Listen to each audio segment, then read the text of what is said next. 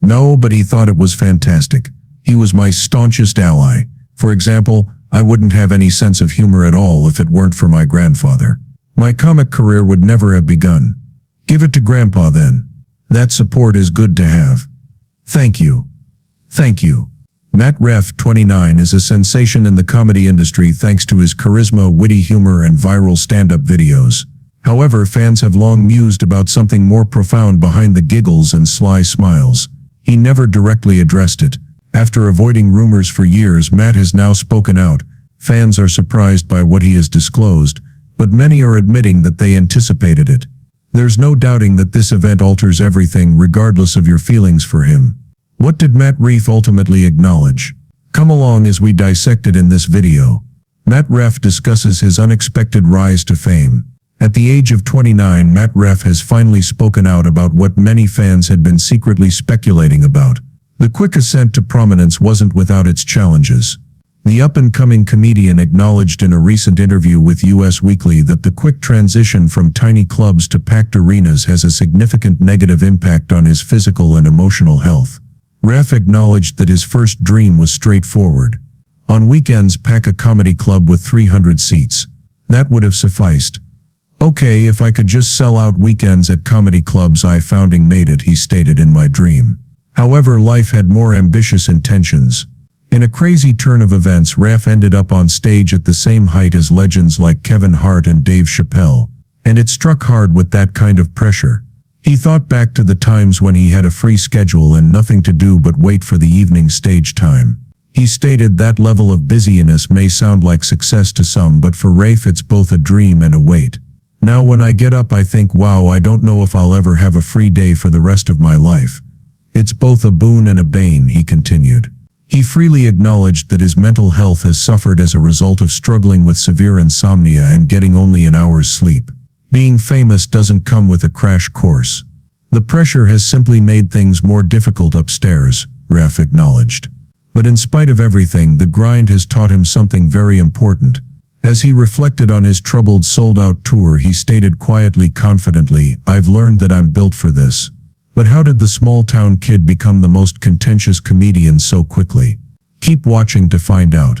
Matt Rife was merely a young man from North Louisburg, Ohio, a community that most people had never heard of, until his sold-out concerts, TikTok stardom, and criticism. He spent time in Mount Vernon and New Albany after growing up there. But his love of comedy began in the tranquility of that little village. He was just 14 when he was inspired by a talent show. He was already giving professional performances a year later. Rife didn't have a glamorous beginning to her career. After making his debut as a cast member of Wild 'N Out in 2015, he went on to anchor MTV's TRL relaunch and make appearances on programs such as The Challenge, Champs vs. Stars. In 2018, he even ventured into the horror genre with a part in the independent slasher Black Pumpkin. There was more to his fascination with the strange. Rife frequently appears on the YouTube channel Overnight and works as a paranormal investigator. However, his career didn't really take off until TikTok discovered his sardonic crowd work in edgy comedy. Prior to then, he was characterized by the New York Times as just another struggling road comedian. In the latter part of 2022, Rife was signing with the influential CAA. He released several self-produced specials by 2023. The only people that boldly call out audience red flags before they interrupt him again are supporters Matthew Stephen Rife and Walking Red Flag. Then came his major Netflix debut, Natural Selection. It wasn't the huge success he had dreamed for. Others accused him of punching down with jokes about women, servers, flight attendants, and even domestic abuse, while others criticized it as uninteresting. Rife's snarky apologies that made fun of individuals with impairments and a distressing post to a 6-year-old that mentioned his mother's only fan income exacerbated the anger. Although the message was eventually removed, the harm had already been done. Rife's journey has been a roller coaster, not just a rise from a teenage comic with a dream to a lightning rod for controversy. For Matt, fame altered everything. What was true, what wasn't?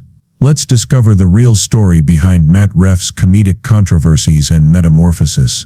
A TikTok video by plastic surgeon Dr. Benjamin Collin, whose cryptic remarks had fans buzzing, put Matt Rife at the center of a plastic surgery rumor that went viral in late 2023.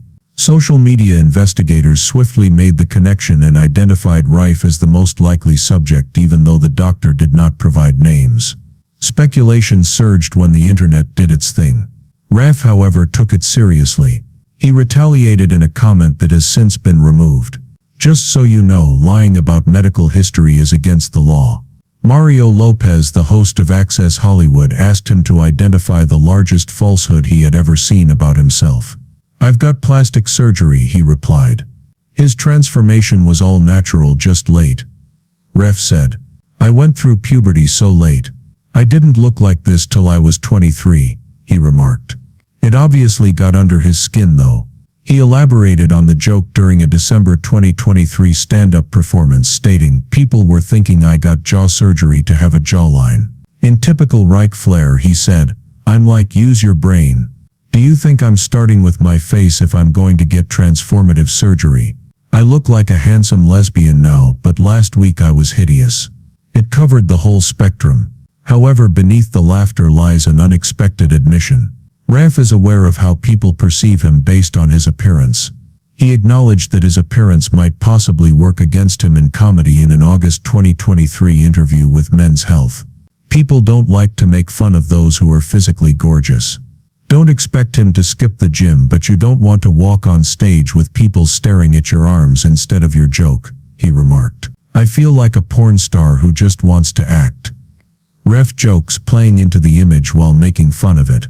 In the opening joke of his Tuesday 23 Netflix special Natural Selection, Matt Rife demonstrated that he is not one to play it safe.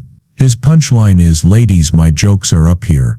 It was neither soft nor subtle. The audience's response to his provocative opening statement about a waitress with a black eye was varied, but Rife remained unflinching. He added, "I feel like if she could cook, she wouldn't have that black eye." He was aware of his actions. His response was as swift as the backlash. Rife made what appeared to be a heartfelt apology on his Instagram stories. It said, "Here's a link to my official apology if you've ever been offended by a joke I've told." However, the link didn't actually lead to an apology. Instead, it led to a website that sells helmets for people with special needs, which many felt went too far and mocked the idea of being held accountable. To everyone's surprise, Rife's career was hardly affected by the controversy, even though critics had predicted that this would be the moment he faced actual consequences. He even addressed the matter during a set at the legendary Hollywood Bowl, shrugging off the controversy in front of thousands of people, saying, "What am I going to do? Get cancelled? Cool. I'll perform in another daring show. Fantastic. That's hardly a true punishment, you know. Nothing takes place. Prison is a penalty." Rife has mastered the art of living on the edge, striking a balance between witty banter and shock value. While headlines and rumors were rife, what other controversy was he involved in? Stay tuned to find out, unscripted and uncensored. In his interview with Variety, Matt Rife outlined his philosophy: "I don't think there's anything you can't talk about if you do it correctly, in the right way at the right time." Rife doesn't skirt controversy, rather he charges right into it. However, don't mistake that for recklessness. He freely acknowledges that he would rather take a chance that would upset a few if it meant reaching millions more. He believes that humor is about timing and honesty, not censorship. You might miss out on a joke that you're worried might offend somebody, but might make you a million new fans, he said. Rife has developed a personal filter for his material, and he explained that the key difference between being edgy and being offensive is all about intent. Are you trying to upset somebody, or are you trying to make light of a certain subject? He asked, describing his philosophy of be bold, be real, let the chips fall where they may. Despite this, there is more intention behind his comedy than people realize. This attitude carried over into his groundbreaking Netflix special, Lucid, a crowdwork special which debuted in August 2024. That was not just another hour of pre-written bits, rife throughout the script. For Rife, laughter can be a release from pain, and if done right, even the darkest topics can make room for healing. Lucid, filmed at the Comedy Zone in Charlotte, North Carolina, was a Netflix first and a huge risk. Instead, he focused on his audience, drawing humor from awkward moments, real-time conversations, and genuine interactions. In May 2024, Rife performed 6 sold-out shows while cameras were rolling, and in order to keep everything under wraps, audience members were required to sign release forms and turn in their phones. One attendee put it best: he engaged with the audience like he wanted to learn about everyone. That's what keeps Rife's comedy alive: connection, spontaneity, and a willingness to go where others won't.